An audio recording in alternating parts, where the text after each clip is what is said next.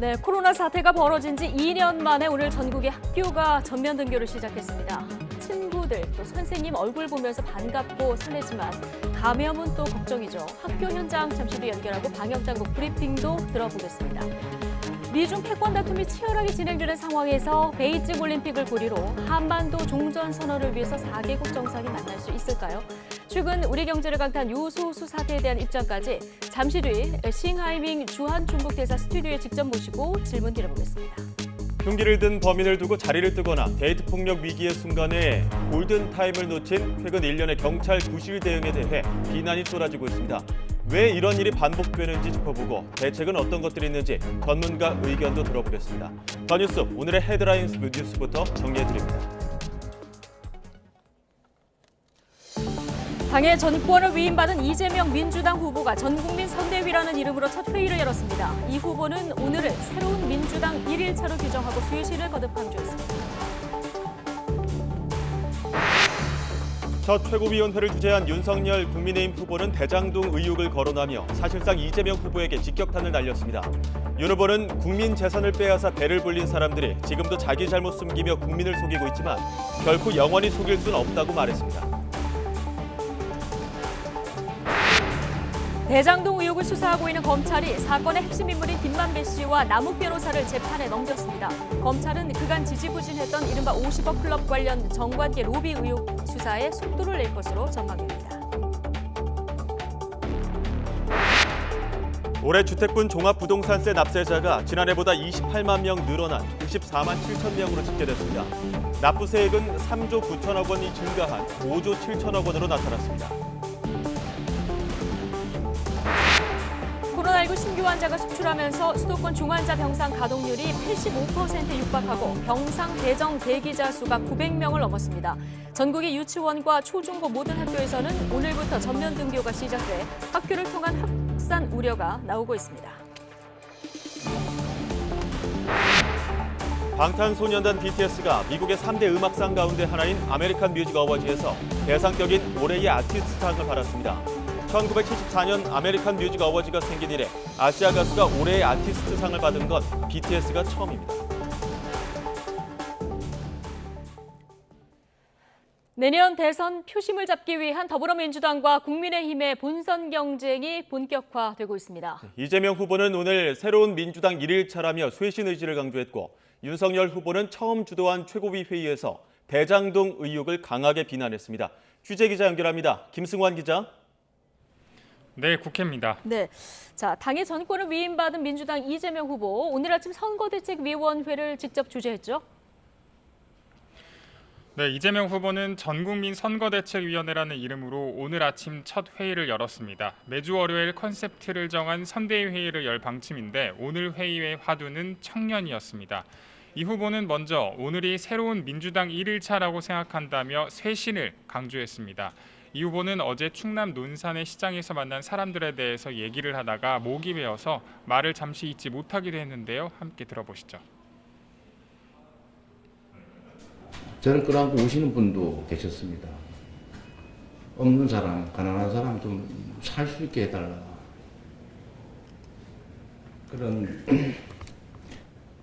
그런 분들의 그 눈물을 제가 정말로 가슴으로 받아 안고 살아가고 있는지 그런 생각이 들었습니다. 이 후보는 오늘 회의에서 대장동 의혹과 관련한 지적에 대해서 본인이 책임이 없다고 말하는 것 자체가 잘못임을 인정한다면서 그 자체도 본인 책임이라고 고개를 숙였습니다. 이재명 후보가 SNS를 통해서 조속히 쇄신 방안을 만들어 집행하겠다는 의지를 내보인 만큼 기존의 당 중심 메모드급 선대위에서 탈피해 기민한 대응이 가능하도록 틀을 바꾸는 것뿐 아니라 외연을 확장하는 형태로 선대위를 꾸릴 것으로 예상되는데 오늘 오후 당사 브리핑룸에서 이와 관련된 질의응답이 이어질 예정입니다. 네, 이번에 국민의힘으로 가보겠습니다. 윤석열 후보, 오늘 당 최고위에서 어떤 이야기를 이어갔습니까? 네, 윤석열 후보가 회의에 참석한 것은 오늘이 두 번째인데요. 회의를 주도한 건 처음입니다. 윤 후보는 서거 6주기인 김영삼 전 대통령의 말을 빗대면서 이재명 후보가 연루된 대장동 의혹을 다시 한번 비판했습니다. 함께 들어보시죠. 국민을 속이면서 배를 불린 사람들, 대장동 게이트 주범, 이런 사람들은 지금도 자기 잘못을 숨기고 국민을 속이고 있습니다. 그러나 우리 김영삼 대통령의 말씀처럼 결코 국민을 영원히 속일 수는 없습니다. 윤 후보는 선대 인선과 관련해서 당의 원로 청장년 인재를 전부 모아가야 하고 당과 함께하길 주저하는 분들 모두 정권 교체의 전선으로 함께하는 선대위를 만들어야 한다면서 인선의 취지를 설명했습니다. 오늘 최고위에서는 이준석 당대표와 김병준 전 위원장을 상임 선대위원장으로 임명하는 안건을 올려서 확정했는데 김종인 전 위원장을 총괄선대위원장으로 임명하는 건은 빠졌습니다. 윤 후보는 김종인 전 위원장이 조금 더 시간을 달라고 했다면서 최종적으로 결심하면 그때 안건으로 올리겠다고 말했습니다. 윤 후보 측은 12월 초 선대위 발족식을 목표로 하고 있다면서 추가 인선에도 박차를 가할 예정입니다. 내일 윤 후보가 원희룡 전 지사, 최재형 전 감사원장 등 경선 후보 7명과 오찬을 함께할 예정인 가운데 이 자리에 참석 의사를 전달하지 않은 홍준표 의원은 자신이 만든 청년 플랫폼에서 이른바 삼김 선대위와 관련한 질문에 잘 몰라서 하는 일이라면서 평가절하했습니다. 지금까지 국회에서 YTN 김승환입니다. 대장동 개발 특혜 의혹을 수사하고 있는 검찰이 이번 사건의 핵심 인물인 김만배 씨와 남욱 변호사를 오늘 재판에 넘겼습니다. 녹취록 제공으로 검찰 수사에 도우미를 자초했던 정영학 회계사도 구속영장 청구 없이 불구속 상태로 함께 기소했습니다. 검찰 취재기자 연결합니다. 우철희 기자. 네, 서울중앙지방검찰청입니다. 네, 자 검찰이 김만배 씨와 남욱 변호사 그리고 정영학 회계사를 재판에 넘겼다고요? 네, 그렇습니다. 서울중앙지검 전담수사팀은 구속기간 만료에 맞춰서 화천대유 대주주 김만배 씨와 천화동인 4호 실소유주 남욱 변호사를 오늘 오전에 구속 기소했습니다. 혐의는 크게 배임과 뇌물, 횡령 등입니다. 이미 재판에 넘겨진 유동규 전 본부장과 함께 대장동 개발 사업 과정에서 화천대유에 막대한 특혜를 몰아주고 성남도시개발공사에 최소 1,827억 원의 손해를 끼쳤다는 게 검찰의 판단입니다. 동시에 김 씨는 유 전 본부장에게 700억 원을 주기로 약속하고 남 변호사는 공모지침서 작성 등을 주도한 정민용 변호사에게 35억 원을 건넨 혐의 등이 적용됐습니다. 김 씨와 남 변호사의 공소장에 담긴 내용은 구속영장 청구 때와 거의 같습니다.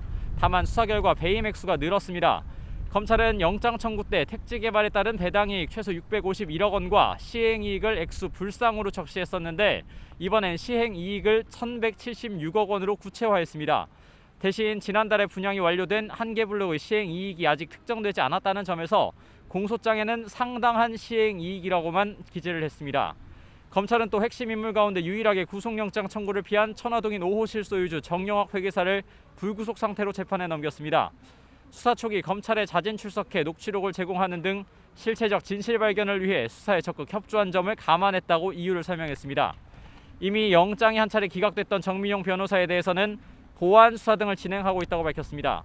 조만간 영장을 재청구할 것으로 보입니다. 검찰은 이어 김만배 씨와 남욱 변호사 그리고 정영학 회계사의 자산을 마음대로 처분하지 못하도록 법원에 추징 보전을 청구했습니다. 다만 김 씨 구속 이후 검찰이 유심히 들여다봤던 곽상도 전 의원 아들의 화천대유 퇴직금 50억 원과 관련해서는 공소장에서 빠졌습니다. 검찰은 이제 그간 제대로 이뤄지지 않았던 로비나 윗선 수사에 박차를 가할 것으로 예상이 되는데 이르면 이번 주에 곽 전 의원을 소환할 것으로 보입니다. 또 이른바 50억 클럽의 실체 그리고 당시 성남시장이던 이재명 더불어민주당 대선 후보의 관여 여부 또 윤석열 국민의힘 대선 후보의 부산저축은행 비리 부실 수사 의혹도 이후 수사 대상으로 꼽힙니다. 검찰이 오늘 김만배 씨와 남욱 변호사, 정영학 회계사까지 핵심 인물들의 기소를 마쳤지만 구속 이후 수사가 지지부진했다는 비판은 피하기 어려워 보입니다. 특히 수사팀의 코로나19 집단 감염과 쪼개기 회식 논란 끝에 주임 부장검사가 중도에 경질되는 초유의 사태가 발생한 것이 결정타가 된 것으로 분석됩니다. 지금까지 서울중앙지검검찰청에서 YTN 우철입니다. 대장동 수사팀의 이른바 쪼개기 회식 논란과 관련해서 검찰이 자체 진상조사 결과를 국무총리실에 보고했습니다. 서울중앙지방검찰청은 전담수사팀을 상대로 회식 경위와 참석자 명단, 2, 3차 모임 여부 등 진상조사를 마친 것으로 파악됐습니다.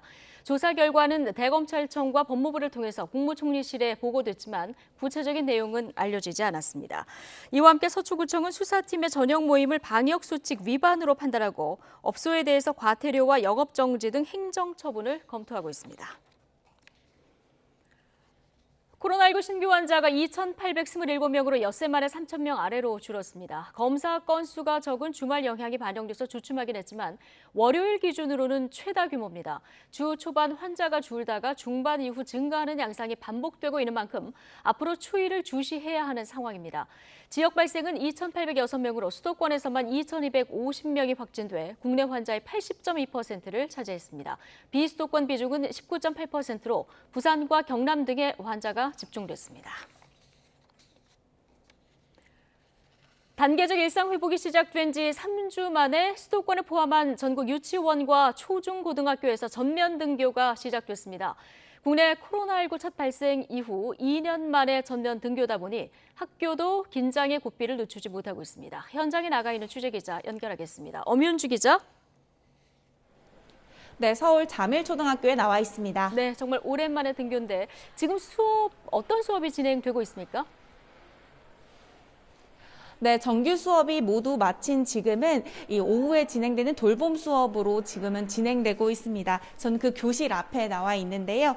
그간 원격 수업으로 진행되면서 맞벌이 학부모들이 주로 이용했던 긴급 돌봄도 이제 전면 등교로 재개되면서 모두 다 사라졌습니다.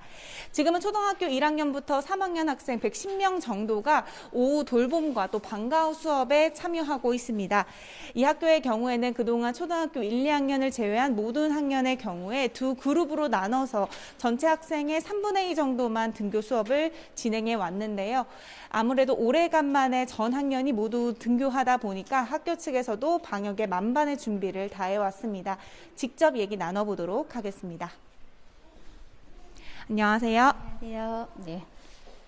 네, 우선 오늘부터 전 학년이 모두 다 등교 수업이 시작됐습니다. 방역 부분, 특히 어떤 부분에 가장 신경을 썼을까요? 이미 코로나가 장기화되어 있기 때문에요. 그동안 해왔던 부분들 중에 부족한 부분은 없는지, 보완되어야 될 건 점은 없는지를 확인했던 것 같아요.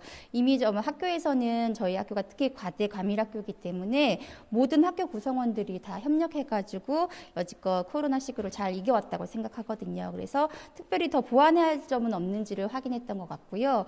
전면 등교를 앞두고 있어서 학부모님들께 다시 한번 증상이 있다거나 혹시라도 코로나와 관련된 문제가 생겼을 경우 등교를 중지하고 선별 진료소의 검사 및 또는 진료가 필요한담을 다시 한번 말씀드렸던 것 같아요. 네. 네, 아무래도 학생 스스로 개인 방역 준수가 가장 중요할 것 같은데요. 학생들에게 하고 싶은 말이 있을까요?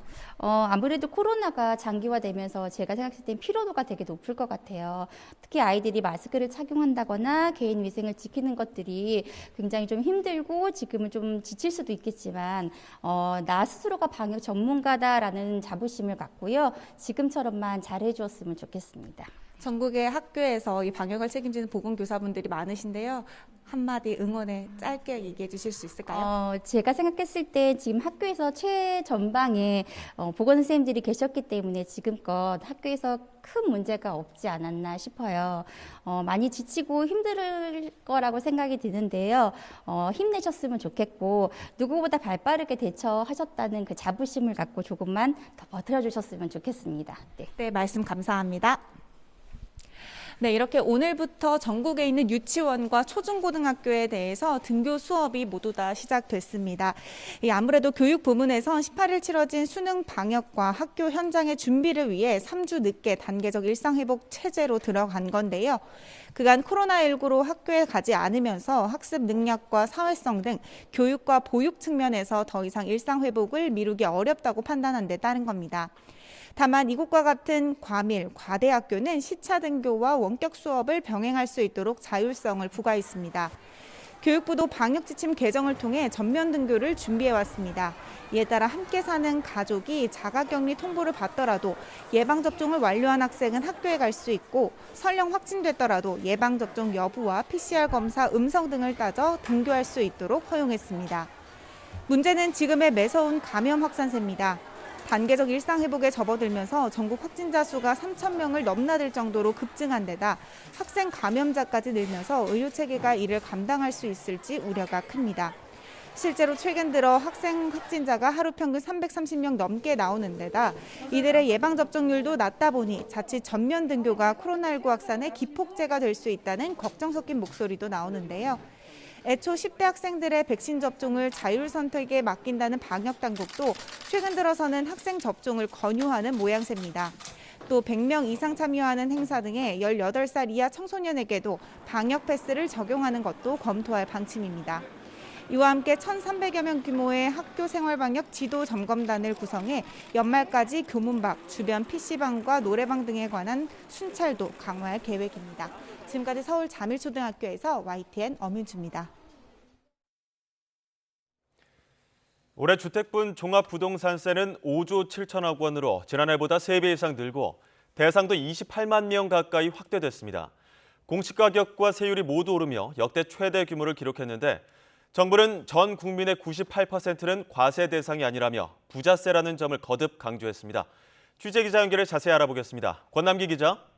네, 경제부입니다. 정부가 올해 주택분 종부세 규모를 발표했는데 애초 예상대로 지난해보다 3배 이상 늘어났죠? 네, 그렇습니다. 정부가 종합부동산세 고지서 발송에 맞춰 종부세 규모와 대상을 발표했습니다. 먼저 올해 종부세 고지세액은 5조 7천억 원입니다. 이는 지난해 1조 8천억 원보다 3배 이상 늘어난 수준입니다. 또 종부세 고지 대상은 94만 7천 명으로 역시 지난해보다 28만 명 늘었습니다. 이로써 종부세는 역대 최대였던 지난해에 이어 올해 또다시 최대치를 경신하게 됐습니다. 집값이 뛰는 동시에 공시가격이 오르며 과세 대상이 많이 늘었고 다주택자를 대상으로 한 세율 역시 오르며 전체 종부세 규모도 커진 겁니다. 정부는 이에 대해 일정 요건이 되면 종부세 대상에서 빼주는 합산 배제 등을 고려하면 최종 종부세수는 5조 1천억 원 수준이 될 거로 보인다고 설명했습니다. 네, 일각에서는 종부세 폭탄이라는 지적도 나왔는데요. 정부는 98%는 내지 않는 세금이다, 이런 입장이죠? 네, 그렇습니다. 정부는 이번에 종부세 고지 규모를 발표하면서도 전 국민의 98%는 대상이 아니라고 밝혔습니다. 이러면서 다주택자 부담이 크다는 점을 강조했는데요. 올해 주택분 전체 종부세 5조 7천억 원 가운데 다주택자가 부담하는 게 2조 7천억 원으로 절반에 가깝다는 겁니다. 나머지도 법인이 부담하는 종부세가 대부분을 차지하고 있는데요. 기재부 브리핑 내용 들어보시죠. 주택 시장 안정을 위한 다주택자 과세 강화 조치로 3주택 이상자 과세 인원과 세액이 증가했습니다. 부부 공동명 1주택자 특례 도입 등 이런 다양한 조치로 인해서 1세대 1주택자의 그 세부담은 크지 않은 수준이고. 네, 다만 1세대 1주택자도 종부세 전체 부담은 지난해보다 800억 원 가까이 늘었고 인원도 12만 명에서 13만 2천 명으로 늘었습니다. 종부세 고지서는 홈택스에선 오늘부터 확인할 수 있고 우편은 오는 24일에서 25일쯤 받아볼 수 있습니다. 납부는 다음 달 15일까지입니다. 지금까지 경제부에서 전해드렸습니다. 세계 경제 회복의 발목을 잡아온 공급망 병목 현상이 점차 풀리는 조짐을 보이기 시작했다는 전망이 나왔습니다. 미국 항구의 물류난이 정점을 지났고 아시아에서 공장 가동이 속속 정상화되는 등 최악의 위기는 지났다는 신호들이 이어졌습니다. 이광엽 기자의 보도입니다. 미국 최대 항구인 로스앤젤레스와 롱비치 항에서 입항 대기 선박이 서서히 줄기 시작했습니다. 항만 인력 부족으로 컨테이너를 가득 싣고 항구 밖에서 마냥 기다리던 선박들이 지난 19일 86척에서 사흘 만에 71척으로 줄었습니다.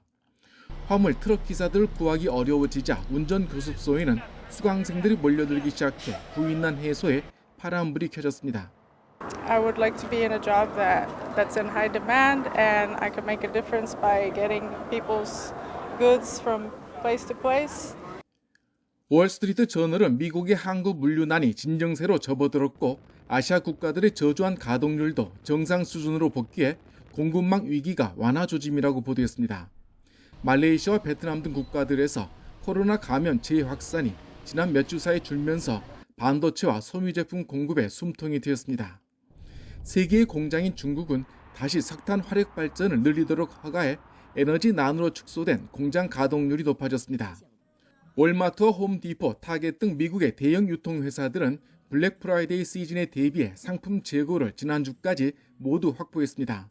코로나로 억눌린 소비를 맞추기 위해 할인 행사 시작을 이번 달부터로 대폭 앞당겨 경제 회복에 도움이 될 것으로 관측됩니다. Retailers are offering deals early to allow for some extra time in case things are back ordered, in case they have trouble finding items, just to relieve some pressure. 경제 분석 기관인 옥스퍼드 이코노믹스는 글로벌 공급망 위기가 최악의 상황은 지난 것으로 평가했습니다. 하지만 많은 국가들이 항만과 물류, 공장 등 산업 현장에서 여전히 심각한 노동력 부족을 겪고 있어서 인력난은 내년에도 이어질 가능성이 커 보입니다. YTN 이광규입니다.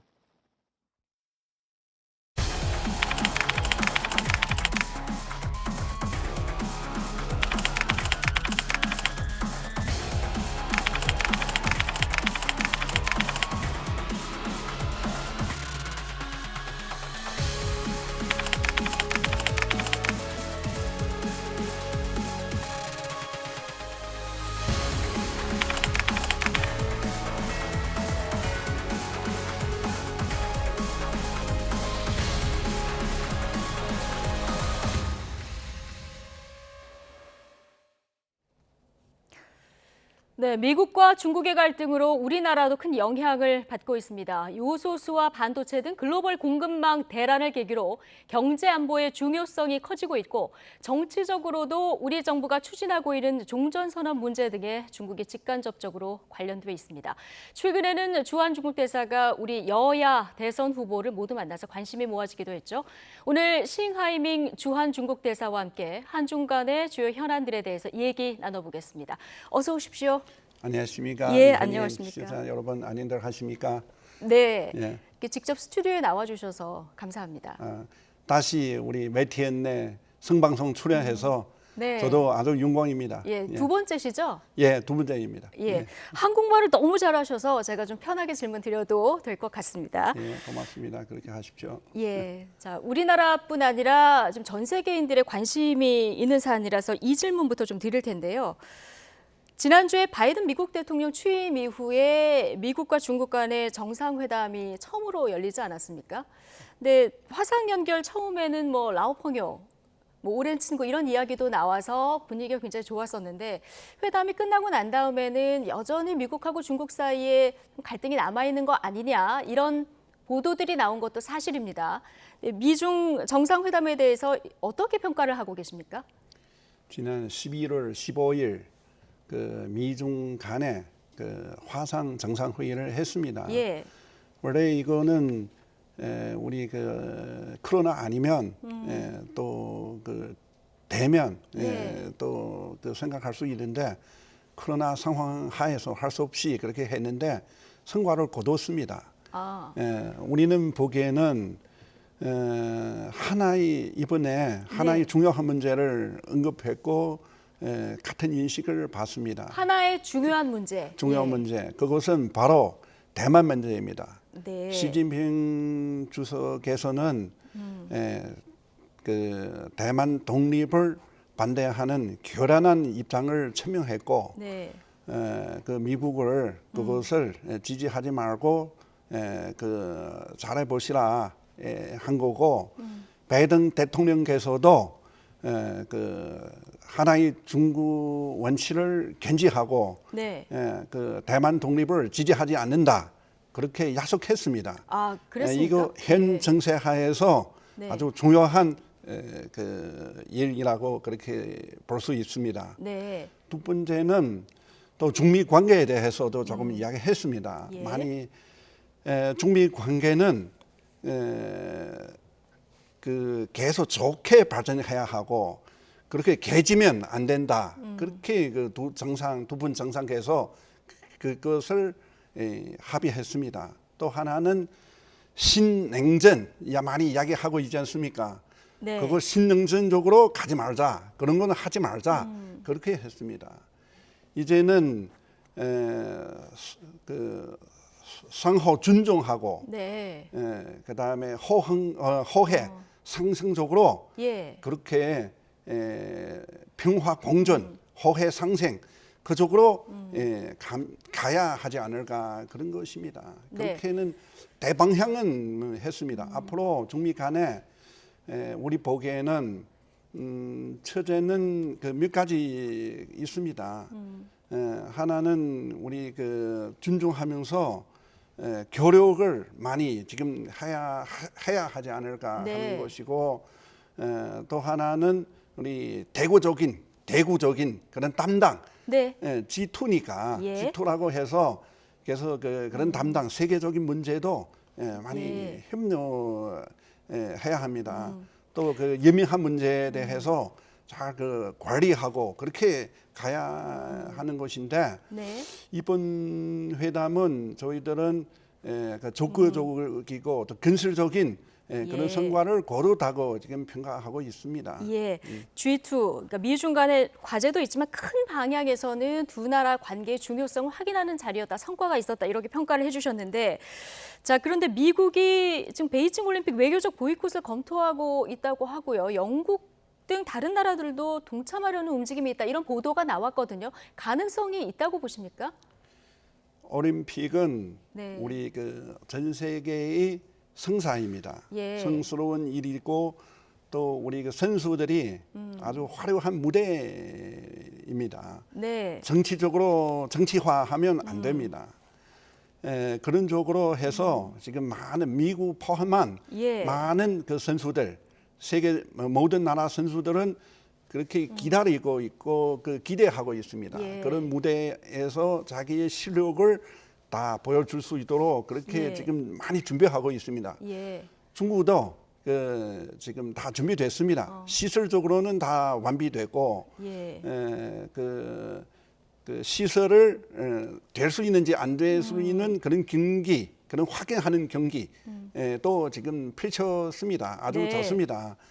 그래서 우리는 정치적으로는 그 안 했으면 좋은 것이고 그렇게 하면 별로 좋지 않습니다. 근데 미국 이번에 내가 그 G20 네. 또 그 선언했는데 G20 회의에서 그래서 G20 나라들은 중국에서 그 동계 올림픽, 중국 베이징에서 동계 올림픽 성공할 수 있도록 예. 그렇게 지지해 주겠다고 그렇게 다 확인했는데 네. 우리는 그렇게 이번 그 올림픽도 주로 세 가지 목표입니다. 네. 간략하고 안전하고 네. 활용한 올림픽 그렇게 될 수 있습니다. 네, 그렇게 될 수 있다. 스포츠로 봐야지 정치화하면 안 된다 이런 말씀 해주셨는데, 근데 미국은 지금 보이콧 이후로 중국의 인권 문제를 거론하고 있고요. 여기에 최근에 그 미투를 폭로한 펑수아 이슈까지 더해지면서 지금 이 보이콧에 동조하려는 나라들의 명분을 제공하는 거 아니냐 이런 그 얘기들도 나오고 있는 상황에서 이런 외교적 보이콧 움직임에 대해서 입장을 한 번만 더 얘기를 해주신다면요. 인권 문제는 네. 그 세계적인普遍 가치입니다. 예. 그래서 그런 나라들은 자기 인권 문제 많이 있는 것인데 네. 이제 중국 보고 뭐 신강 위구르 문제, 또 홍콩의 문제, 또 다른 뭐 다야만 문제 뭐 이런 거 해서 인권 문제 거론하고 있는데 네. 그거는 사실 무근입니다. 우리는 그렇게 하더라도 네. 우리는 뭐 우리에게는 무슨 손실이 있겠습니까? 예. 그것은 우리는 우리대로 중국 일을 잘 펼쳐 나가겠습니다. 예. 우리는 세계인들을 중국에 오시는 거는 환영하지만 예. 그러나 그분들은 알아서 그 자기가 알아서 할 일이 아닌가 하는 것입니다. 예. 자, 우리는 일단은 그 입장을 반대합니다. 일단은 반대한다. 네. 예. 어쨌든 뭐 정치적인 이슈 이런 거 띄고 말씀하신 대로 올림픽은 정말 전 세계 스포츠 축제의 꽃 아니겠습니까? 지금 아까 준비가 잘 돼가고 있다고 하셨는데 내년 2월에 열리게 되는데요. 베이징 올림픽의 어떤 관전 포인트 같은 게 있을까요? 관전 포인트, 그러니까 베이징 올림픽에서 예, 특별히 심혈을 기울여서 준비하신 부분. 예. 이번에 네. 우선 안전해야 합니다. 안전해야 된다. 예. 그 코로나 아직은 아직 정리되지 않습니다. 우선 안전하고 예. 그 다음에는 그 간소하며 또 활용하게 지금 해야 되지 않을까 하는데 네. 그렇게 다 준비됐습니다. 그렇게 다 준비됐다. 심지어 예. 기념품들도 지금 제가 이것은 우리 올림픽 기념장입니다. 기념회장도 나왔습니다. 직접 달고 나오셨군요. 예. 지금 다 준비됐습니다. 네. 그렇게 같이 좀 기대할 수 있겠습니다. 예. 준비가 됐으니 즐기기만 하면 된다 이런 말씀이신데 한국 입장에서 베이징 올림픽을 주목하는 또 하나의 이유가 있습니다. 문재인 대통령이 남북한과 중국, 미국 관련 4개국의 종전선언에 지금 힘을 싣고 있는 이런 상황이고요. 베이징 올림픽이 이 종전선언의 계기가 될 수 있지 않을까 이런 기대도 나오는 상황이거든요. 현실적으로 어떻게 보십니까, 이 가능성? 평창 올림픽 할 때 네. 남부 선수들 손에 잡아서 입장하는 거 아직도 제가 그때는 물론 몽골 대사였지만 예. 그래도 생생하게 지금 기억합니다. 온 세계 국민들은 인민들은 다 축복을 드렸습니다. 네. 그래서 그것을 한반도의 평화하는데 도움이 크게 됐습니다. 이제는 그 베이징 올림픽 때는 어떻게 그 남북 간에 어떻게 합의하는지에 따라서 하는 일인데 중국은 일단 우리는 그 평화스러운 성사 네. 되기를 그렇게 희망합니다. 그래서 종전선언까지는 말씀하셨는데 네. 제가 이렇게 봅니다. 한반도 문제는 평화를 실행해야 합니다. 그거 네. 가장 중요한 것은 바로 그것입니다. 예. 지금 큰 문제는 서로의 믿음을 지금 부족합니다. 미국하고 북 사이에 네. 또 믿음이 좀 그렇고 남부 사이에 우리는 물론 피보다 그 물보다 피는 진하다 하긴 하지만 그래도 그 교류도 있고 또 뭐 조금 더 우여곡절 있습니다. 그런 관계를 개선해서 하면 좋겠습니다. 중국은 한반도와 산과 물이 다 있습니다. 그 한반도에서 평화, 안정 를 위해서 네. 우리는 노력할 용의가 있습니다. 네, 그럼 기회가 된다면 종전선언도 가능하다 이렇게 보십니까? 우리로서는 예. 개방적인 거이지만 그러나 다만 하나는 종전선언이라는 것은 중국은 정전협정의 그 사임국입니다. 그렇죠. 그렇기 예. 때문에 뭔가 하더라도 중국하고 상의해서 하는 것이 맞는 것이다. 그렇게 생각합니다. 예, 알겠습니다. 한반도 문제는 평화가 실행돼야 되는 대전제하에서 뭔가 좀 부족한 믿음들을 좀 채워나가야 된다. 자, 이런 말씀으로 이해를 하겠습니다. 자, 이 얘기 좀 해볼까요? 최근 요소수 수급난 때문에 한국 경제가 큰 혼란이 좀 있었습니다. 다행히 중국에서 수출 절차를 진행해서 일단 숨통은 트였는데 여전히 좀 불안한 상황이거든요. 이 원인이 어디 있다고 이제 판단하고 계십니까? 그 여수소 문제는 우리 내부의 관리 절차상 네. 좀 엄격해서 세관 통해서 가라 하는 것인데 사실은 우리 내부 관리하는 문제입니다. 그런데 한국에 이렇게 큰 영향이 있는 것을 생각 못했습니다. 저도 그렇게 생각 못했습니다. 그러나 한국이 우리의 가까운 이웃입니다. 네. 이렇게 그 가까운 이웃에서 이렇게 그 어려움을 당하니까 우리는 당연히 도와줘야 하는 거 아닙니까? 그래서 이야기해서 우리는 지금 우리 나름대로 우리는 할 수 있는 대로 도와주고 있습니다. 그 코로나 시작할 때 그때는 마스크 대란도 있었습니다. 네. 그때도 한국도 중국 도와주고 우리도 한국 도와주고 그런 정신으로 했습니다. 앞으로도 이런 정신으로 여러 가지 문제를 해야 하지 않을까 하는데 네. 이것은 그 세계적으로 산업체인, 공급체인 다 연결되어 있다는 것을 다시 한번 지금 말해주고 있습니다. 그래서 우리는 그 무역 보호주의는 반대하고 네. 그 이런 그 세계화, 경제 세계화 쪽으로 계속 해야 한다는 것을 말해주고 있습니다. 중국은 한국하고 손을 잡아서 이런 쪽으로 노력하겠습니다. 예.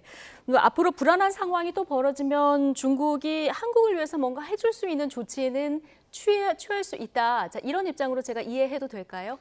물론입니다. 네. 물론입니다. 알겠습니다. 우리는 가까운 위치고 그 또 좋은 그 관계 가지고 있는 우호적인 나라입니다. 네. 그렇게 해야 합니다. 예. 알겠습니다. 자, 이 얘기도 좀 해보겠습니다. 최근 중국 공산당 중앙위원회 제6차 전체회의, 이른바 육중전회라고 하던데요. 이 행사가 열렸고 역사결의라는 것이 채택이 됐는데, 자, 이번에 채택된 것이 100년 만에 세 번째라고 하더라고요. 어느 정도 의미가 큰 겁니까? 중국 공산당은 시작할 때 네. 1921년입니다. 그때는 수십 명밖에 안 된 당원들은 이제는 100년 지나서 9,500만 명 됐습니다. 예. 그리고 중국도 그때는 빈곤하고 낙후된 반봉군 반식민지 나라인데 지금은 중국 공산당이 분투에 의해서 중화인민공화국을 창립해서 우리는 중국 국민들은 지금 일어서게 하고 또 개혁 개방을 통해서 중국 인민들은 좀 부유하게 하고 이번에 시진핑 주석의 인도 밑에 우리는 강대국으로 지금 가고 있습니다. 중요한 그런 단계를 걸어왔습니다. 100주년에서 걸어온 그 경험이 무엇인가? 그 네. 경험을 총괄해서 그래서 그런 그것을 입각해서 앞으로 가야 하지 않을까. 지금 하나 우리의 그 염원입니다. 그래서 그 염원을 반영해서 이번 육중회의에서 큰 그런 경험을 네. 그런 결의를 했습니다. 네. 육사 결의를 냈습니다. 이건 아주 중요합니다. 우리는 그 인시에 또 맞고 단결에도 도움이 있습니다. 또 그 중에서 몇 가지 견지해야 할 사항, 네. 10가지 견지해야 할 사항 예. 확인했습니다. 당의 용도인지 인민치상인지 그것을 아주 중요합니다. 예. 또 하나 중요한 것은 시진핑 주석이 그 우리 지도부의 핵심, 우리 나라의 핵심, 그 당의 핵심, 당 중앙의 핵심을 해놨습니다. 그것은 예. 중국 국민들이 복이라고 생각하고 있습니다. 예. 지금 시진핑 주석의 집권 토대는 더 공고해졌다, 이런 평이 나오고요. 이런 강력한 리더십으로 이제 한반도 평화에도 많은 역할이 기대가 되는데, 자, 시진핑 주석의 한국 방문 계속 추진이 되고 있는데요. 언제쯤 이루어질 수 있을까요? 시진핑 주석님이 이 한국 방문은 가장 중요한 일입니다. 네. 양국 관계에 있어서 예. 저희 그 현지 대사로서 또 많이 기대하고 있고 그렇게 하고 있습니다. 기대하고 있습니다. 그러나 지금 코로나 상황 하에서 네. 지금 중국 지도자들께서 아직은 우리는 방역 방침이 약간 다릅니다. 한국에서 위드 코로나, 예. 중국은 제로입니다. 무조건 제로 만들어서 그렇게 해야 하기 때문에 서로 이해하면서 하면 좋지 않을까 하는 것인데 네. 그 실행하기 위해서 계속 노력하겠습니다. 그러나 언제인지 그거는 제가 확답을 올리기는 어렵습니다. 알겠습니다. 예.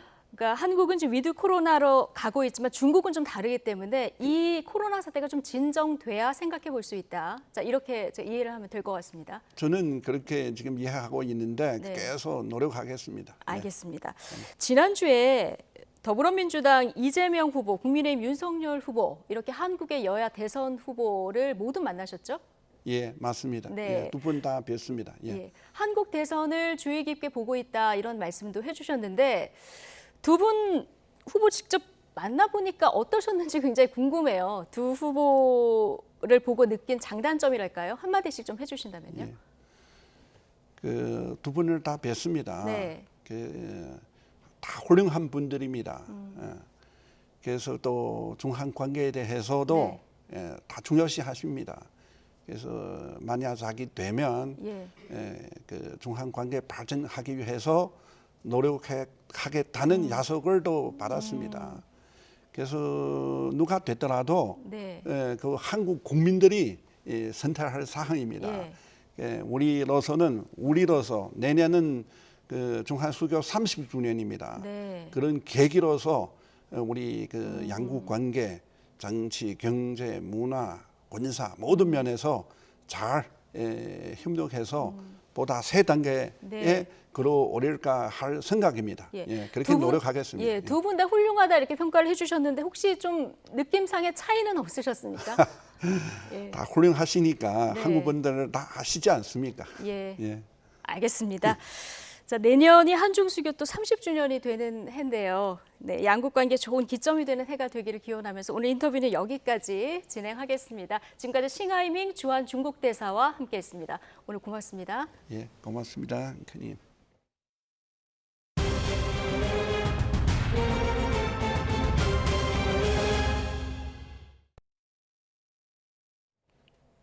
코로나19에 감염된 이후 위중증으로 진행하는 비율이 급증한 것으로 나타났습니다. 중앙재난안전대책본부는 코로나19 확진자 가운데 위중증 환자가 되는 전환율이 1.56%에서 2.36%로 크게 늘었다고 밝혔습니다. 증가 원인으로는 고령층 확진자가 많아졌기 때문이라고 설명했습니다. 이에 정부는 병상 활용 효율화 방안과 함께 고령층 추가 접종을 서두르겠다고 강조했습니다. 수도권에서 코로나19 신규 환자가 속출하면서 병상 배정을 하루 넘게 기다리는 대기자 수가 900명을 넘어섰습니다. 이달 단계적 일상회복 전환 당시 0명이던 수도권 병상 배정 대기자 수는 오늘 0시 기준으로 907명으로 늘었습니다. 전날 804명에서 하루 만에 103명 증가했습니다. 이는 수도권에서 연일 2,500명 안팎의 신규 환자가 쏟아지면서 병상 배정이 신속하게 이루어지지 못하는 데 따른 것입니다. 코로나19 확진자가 급증하면서 위중증 환자 병상 확보에 비상이 걸렸는데요. 정신질환을 앓는 확진자를 치료할 병상 확보는 더 시급한 실정입니다. 네, 경기 구리시의 한 정신병원에선 56명이 집단 감염됐는데 대부분 치료 병상이 없어 그대로 병원 안에 격리돼 있습니다. 황보혜경 기자가 보도합니다. 경기 구리시에 있는 이 정신병원에선 지난 2일 입원 환자 1명이 처음 확진된 뒤 환자 49명을 포함해 56명이 집단 감염됐습니다. 하지만 치료를 위해 외부 병원으로 옮겨진 확진자는 고작 10여 명. 나머지는 대부분 정신병원 내부에 자체 격리됐습니다.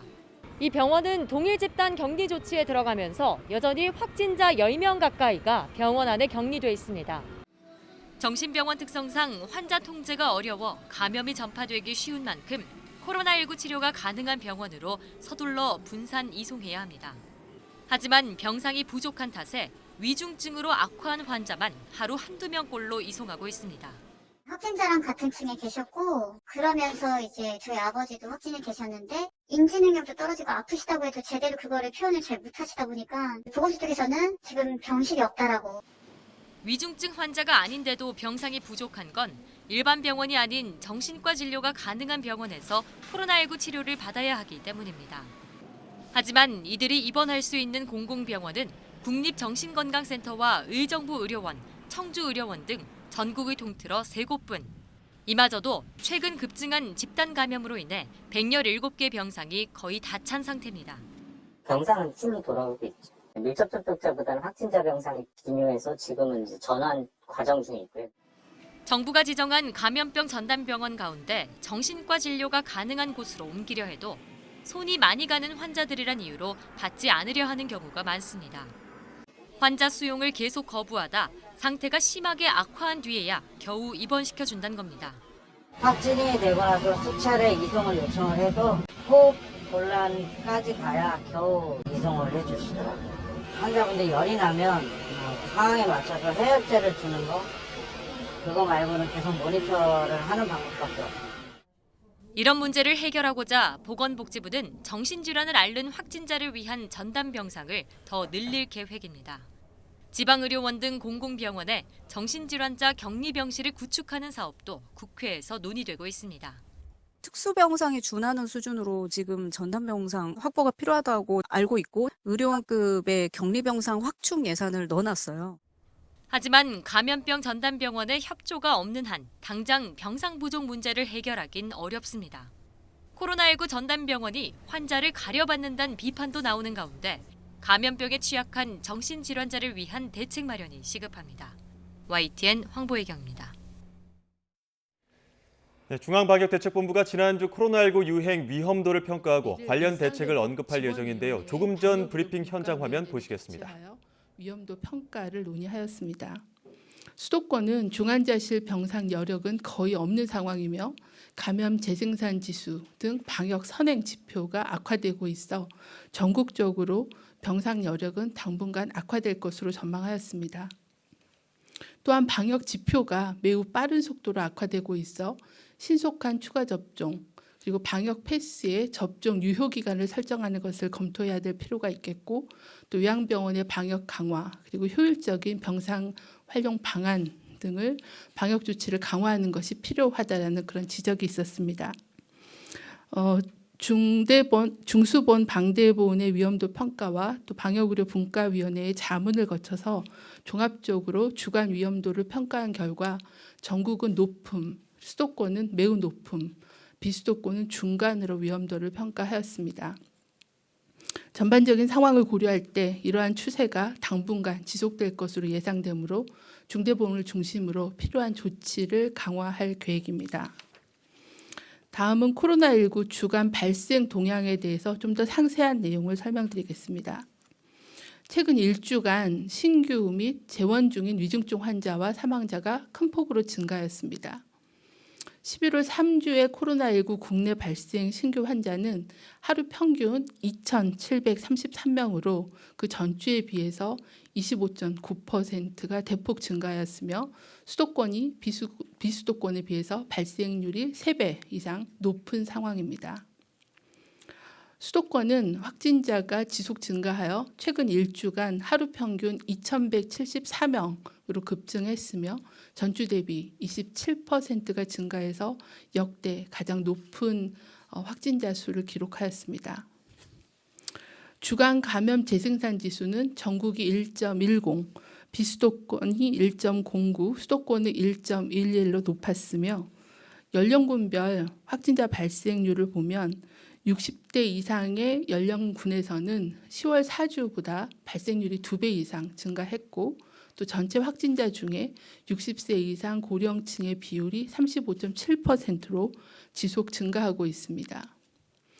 또한 예방접종을 진행 중이거나 접종 대상이 되지 않은 학령기의 연령군의 발생률을 보면 16에서 17세, 고1과 고2에 해당하는 연령층은 현재 예방접종이 진행됨에 따라서 발생률이 감소 추세로 전환되었습니다. 12에서 15세 연령군에서는 아직까지는 발생률이 가장 높아서 계속 지속적으로 증가하고 있는 그런 양상입니다. 중앙방역대책본부는 수도권 병상 가동률의 급증 그리고 60대 고령 위중증 환자의 증가세 그리고 18세 이하의 학령층 확진자의 증가를 위험 요인으로 평가하고 적극 대응하고자 합니다. 수도권의 병상 여력이 앞에서 말씀드린 것처럼 빠르게 소진되고 있고 첫 평가 이후에 2주 만에 수도권의 위험도가 매우 높음으로 급격히 높아졌습니다. 방역당국은 병상 회전율을 높이고 또 추가 병상 확보 등 의료 대응 역량 확보를 위한 전방위적인 대책도 지속적으로 추진하겠습니다. 위중증 환자 수는 11월 17일 522명으로 역대 최고의 수치를 기록한 이후에 400명대 후반대, 500명대 초반대를 유지하고 있습니다. 위중증 환자와 사망자의 대부분은 60대 이상 고령층에서 발생하고 있습니다. 방역당국은 요양병원 시설에 대한 추가 접종을 11월 중으로 신속하게 실시하고 추가 접종 완료 전까지는 접촉 면회 중단 그리고 종사자에 대한 PCR 검사를 수도권은 주 2회로 확대하고 또 자가검사 키트 등을 활용하여 수시로 검사하는 등 방역 조치를 강화하겠습니다. 60세 이상 미접종자께서는 반드시 예방접종을 받아주시기를 당부드리고 또 다중이용 시설 등 감염 위험 시설을 방문하거나 사람 간에 접촉하는 것을 최대한 자제하고 피해 주시기를 당부를 드립니다. 18세 이하 학령층에서도 주간 500명대 확진자가 발생되고 있습니다. 감염 경로로는 교육시설을 통한 감염 경로가 많고 또 가족 간, 지인 간, 친구 간의 접촉이 많은 것으로 분석되고 있습니다. 이번 주부터는 유초 중등 분야의 전면 등교 확대가 실시되고 또 대학별 고사가 계속 진행되고 있어서 학생과 학부모들의 이동과 접촉이 증가할 것으로 예상하고 있습니다.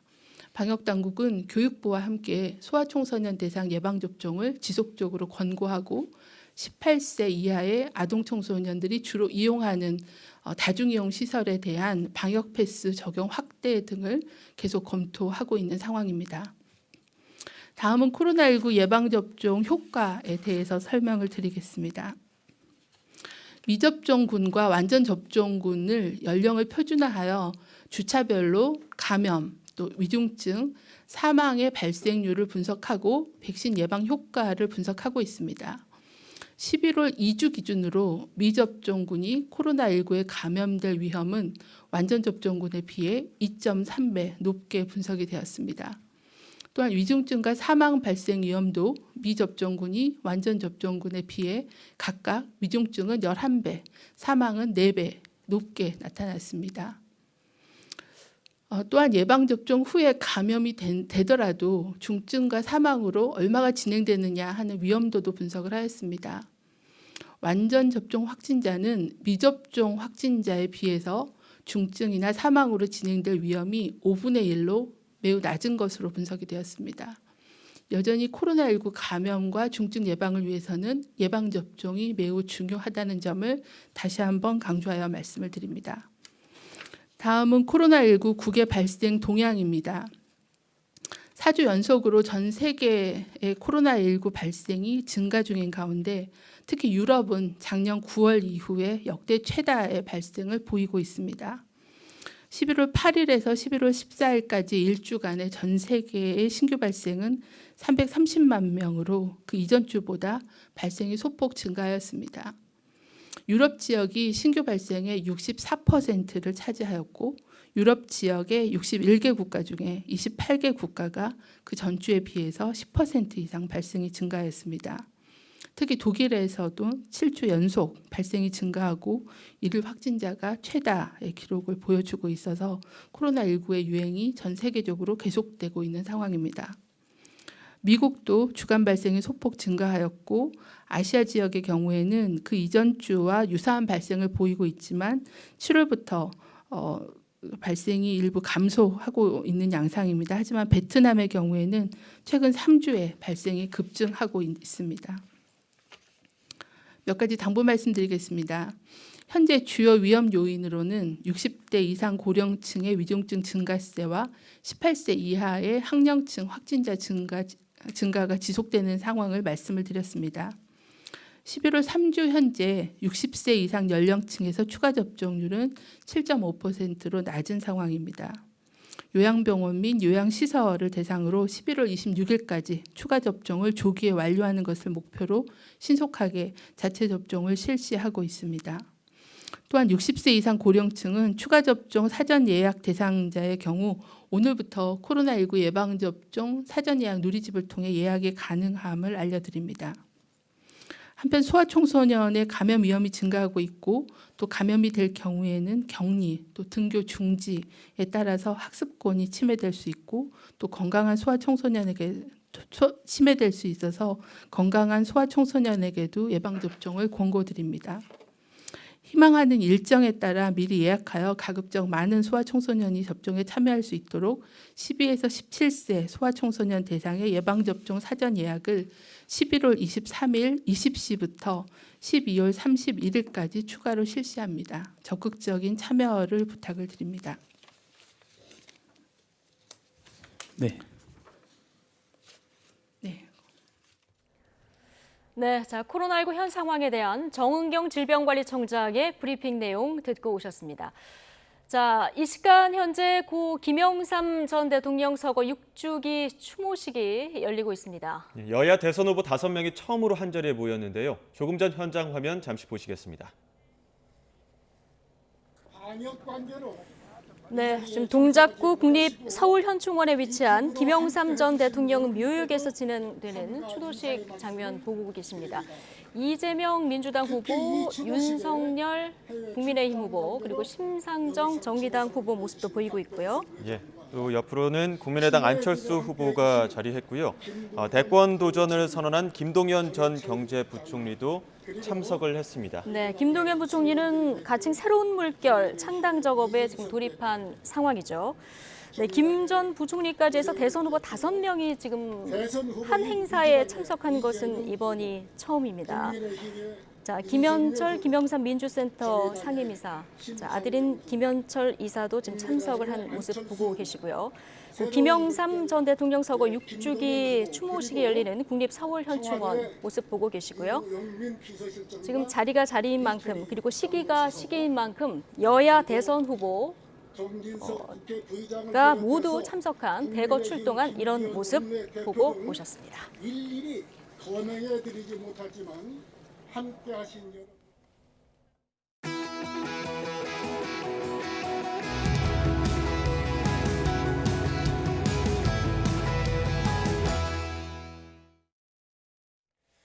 잇따른 경찰의 부실 대응 논란이 공분을 사고 있습니다. 층간소음 문제로 흉기 난동을 벌이던 현장에서 경찰이 자리를 피하는가 하면 스토킹 피해로 신변 보호를 받던 여성의 구호 요청에 경찰이 엉뚱한 곳으로 출동하면서 안타까운 목숨을 잃는 일도 있었는데요. 관련 내용 오윤성 순천향대 경찰행정학과 교수와 짚어보겠습니다. 안녕하십니까? 네, 안녕하세요. 네, 층간소음으로 인한 흉기 난동 사건부터 짚어보겠습니다. 상황이 벌어지고 있는데 경찰이 현장을 벗어났고 피해자가 현재 중태입니다. 공분이 일다 보니까 인천 노년서장 직위 해제됐고 또 김창룡 경찰청장 사과까지 한 상황인데 경찰의 현장 대응이 부실했다고밖에 볼 수 없겠죠? 네, 그렇습니다. 왜 그러냐면 이제 경찰관 직무집행법에는 국민의 생명, 신체, 재산을 보호하는 것이 경찰의 가장 기본적인 임무라고 나와 있는 것이죠. 예. 통상 그 사항을 우리가 보게 되면 현행범이잖아요. 예. 그러니까 출동한 경찰 이외에도 일반 시민들도 제압을 할 수 있는 그런 상황입니다. 예.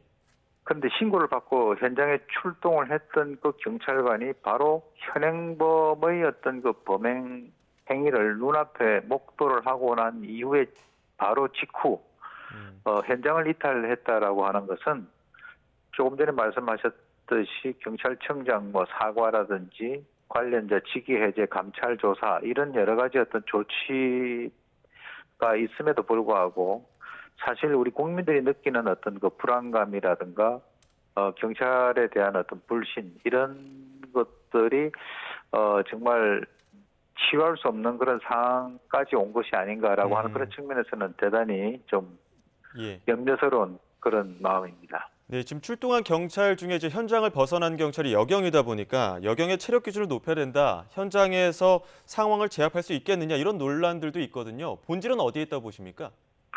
저는 본질은 그것이 아니라고 봅니다. 그러면은 1층에 있던 그 남자 경찰 경찰관이 처한 행동 같은 경우도 마찬가지거든요. 예. 현장에 같이 있었는데 그 피해자의 남편이 올라갈 때 같이 올라갔었어야 되는 거예요. 예. 그러면은 지금 이제 이 여성 경찰이 미숙하다라고 해서 여경 무용론을 피고 그러면은 남자 경찰관이 또 제대로 대처를 못한다고 해서 경찰 폐지론을 제시할 수는 없지 않습니까? 예. 그렇기 때문에 제가 볼 때는 남녀를 구분해서 하는 것은 바람직하지 않고 단 이 경찰관들이 남녀 구분 없이 그 상황에서 그 임무를 수행할 수 있는 능력이 되는가 하는 것이 가장 본질이라고 봅니다. 예. 이 부분도 짚어봐야 될 것 같습니다. 부실 대응 논란이 하나 더 있는데 그 스토킹 피해로 신변 보호를 받던 여성이 흉기에 찔려서 목숨을 잃는 사건입니다. 이 부분도 경찰이 제때 출동했으면은 피해를 피할 수 있지 않았을까 이런 지적들이 나오고 있는데 결국에는 이 스마트워치가 위치 정보를 제대로 제공하지 못한 탓이겠죠. 네, 그렇습니다. 이제 이 스마트워치에 대해 가지고는 이제 경찰이 많이 홍보를 했었고, 그리고 일반 우리 시민들 같은 경우는 스마트워치만 누르게 되면 바로 경찰 보호를 받는다 이렇게 생각을 하고 있었었는데요. 예. 이번 사건 같은 경우는 좀 특이합니다. 왜냐하면 보통 그 스토커들이 와가지고 행패를 부린다든가 하면은 경찰이 출동하는 데는 그렇게 아주 급박한 시간을 요한 것은 아니었지만 이번 사건 같은 경우는 아예 그 가해자가 피해자에 대해서 살해 의도까지 품고 바로 이렇게 어떤 그 범죄 행동으로 연결됐기 때문에 경찰이 대응을 하는 데 있어서 여러 가지 어떤 그 시간적인 문제점이 있었고요. 그리고 이번에 밝혀진 것이 이 스마트워치가 심지어는 뭐 한 반경 2km까지 간다라고 하는데 예. 그렇다면은 과연 그 사람을 즉각적으로 찾는 데 있어서 여러 가지 문제가 있지 않느냐. 그래서 이제 지난 10월 말에도 이제 12월 달까지 새로운 그 스마트워치를 시범 운영을 하겠다라고 발표를 했는데 불행히도 이번 그 피해자 같은 경우는 그 스마트워치를 지급받지 못한 그런 그 범주에 들어가서 이런 일이 발생을 한 것으로 보입니다. 예, 물론 뭐 스마트워치의 문제도 있겠지만 이 관할 경찰서가 좀 따로 출동을 하다 보니까 좀 시간이 또 지체되지 않았냐 이런 문제들도 나오거든요. 계속 이런 일들이 네. 계속 이런 일들이 반복되다 보니까 단순히 시스템의 문제가 아니라 경찰 기강에 대한 지적도 나오는데 이 부분은 어떻게 판단하십니까? 경찰 기강에 대한 문제라고도 볼 수가 있죠. 왜 그러냐면 지금 뭐 이번에도 중부서에서 신고가 됐는데 2군데 신고가 됐어요. 그런데 중부서에서는 이 신고 지역이 관할이 아니다라고 해가지고 그것을 또 이렇게 확인을 하는데 좀 시간이 소요가 됐고요. 예. 물론 이번 사건 같은 경우는 가해자가 피해자를 살해하는데 8번 정도밖에 걸리지 않았어요. 예. 네, 그럼에도 불구하고 그 어떤 그 과정에서 대처하는 그런 여러 가지 것들을 봤을 때 국민의 어떤 그 눈높이에는 미치지 못하는 것이 아닌가라고 생각이 듭니다. 예.